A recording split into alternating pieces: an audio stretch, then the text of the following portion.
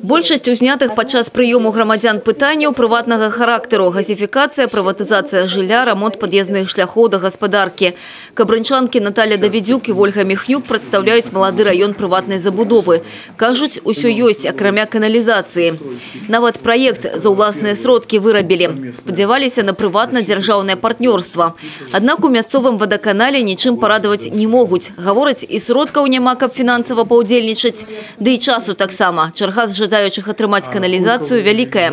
Сегодня вот каждый перед вами сидящий – это потребитель вашей услуги. Это ваш клиент, за которого вы сегодня принципиально должны бороться. Падтрымаў міністра і віцэ-прэм'ера Анатоль Калінін падкрэсліў, кожная арганізацыя-пастаўшчык жыллёва-камунальных паслуг, незалежна ад формы ўласнасці, павінна прыйсці да дома спажыўца. Не ставить условия техническим. Вы построите мне ТП, построите канализационную сеть, проложите уличную сеть водопровода, газопровода и так далее. Сейчас пришло время, что за потребителя нужно бороться. Это ваши условно-постоянные доходы будут на весь период эксплуатации. Во всем мире так.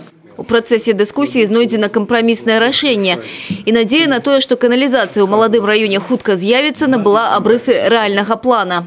Искорка у нас появилась, что у нас что-то сдвинется с мертвой точки. 44 дома, и чтобы все там многодетные семьи, молодые семьи, чтобы у всех была канализация, и все жили в удобствах. 21 век все-таки. Поэтому мы очень довольны, счастливы, поедем, сообщим. І ўсё ж праблемных пытанняў падчас такіх прыёмаў жыхары рэгіёнаў задаюць усё менш, азначае намеснік прэм'ер-міністра. Слава Богу, что обращений все с каждым годом все меньше. Первые годы, если помните, они были более глобальные такие.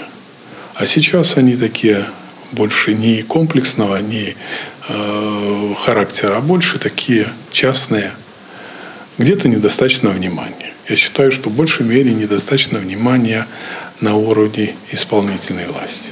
Практика моніторингу праблем насельніцтва працягваецца і на мясцовых узроўнях. Кожную суботу ў гар і райвыканкамах праходзяць прамыя тэлефонныя лініі з прадстаўнікамі выканаўчай улады.